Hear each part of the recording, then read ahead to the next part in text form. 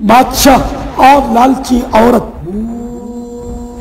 بنی اسرائیل میں ایک بہت عبادت گزار لکڑہارا یعنی لکڑیاں بیچنے والا تھا۔ اس کی بیوی بنی اسرائیل کی حسین و جمیل عورتوں میں سے تھی۔ جب اس ملک کے بادشاہ کو لکڑہارے کی بیوی کے حسن و جمال کی خبر ملی تو اس کے دل میں شیطانی خیال آیا۔ چنانچہ اس نے ایک بڑھیا کو اس لکڑہارے کی بیوی کے پاس بھیجا تاکہ وہ اسے ورغلائے اور لالچ دے کر اس بات پر آمادہ کرے کہ وہ لکڑہارے کو چھوڑ کر شاہی محل میں اس کی ملکہ بن کر زندگی گزارے۔ وہ مکار بڑھیا لکڑہارے کی بیوی کے پاس گئی اور اس سے کہا، تو کتنی عجیب عورت ہے کہ ایسے شخص کے ساتھ زندگی گزار رہی ہے جو نہایت ہی مفلس اور غریب ہے، جو تجھے آسائش و آرام فراہم نہیں کر سکتا۔ اگر تو چاہے تو بادشاہ کی ملکہ بن سکتی ہے۔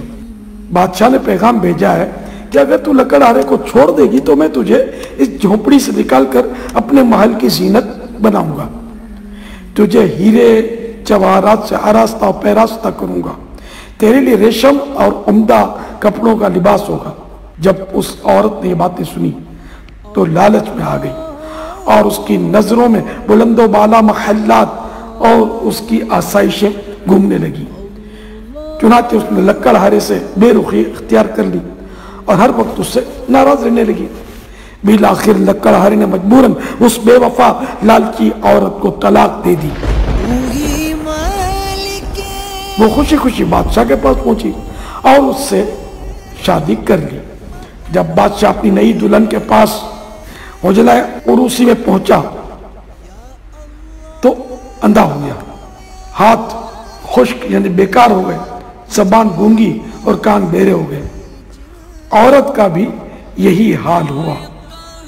جب یہ خبر اس دور کے نبی علیہ السلام کو پہنچی اور انہوں نے اللہ پاک کی بارگاہ میں ان دونوں کے بارے میں عرض کی تو ارشاد ہوا، میں ہرگز ان دونوں کو معاف نہیں کروں گا۔ کیا انہوں نے یہ گمان کر لیا کہ جو حرکت انہوں نے لکڑہارے کے ساتھ کی میں اس سے بے خبر ہوں؟ صلو علی الحبیب صلی اللہ تعالی علی محمد۔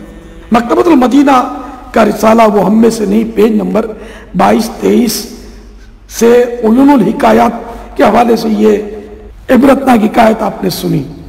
حدیث پاک میں آتا ہے، فرمان مصطفیٰ صلی اللہ تعالی علیہ وآلہ وسلم جو عورت کو اس کے خاوند یا کسی غلام کو اس کے آقا کے خلاف ابھارے وہ ہم میں سے نہیں۔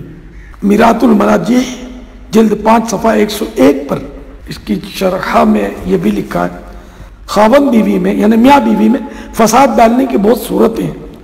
عورت سے خاوند کی برائیاں بیان کرے، دوسرے مردوں کی خوبیاں ظاہر کرے، کیونکہ عورت کا دل کچی شیشے کی طرح کمزور ہوتا ہے، یا ان میں اختلاف ڈالنے کے لیے جادو تعویذ گنڈے کرنے سب حرام ہے۔ صلو علی الحبیب صلی اللہ تعالی علی محمد۔ مدنی چینل دیکھتے رہیے۔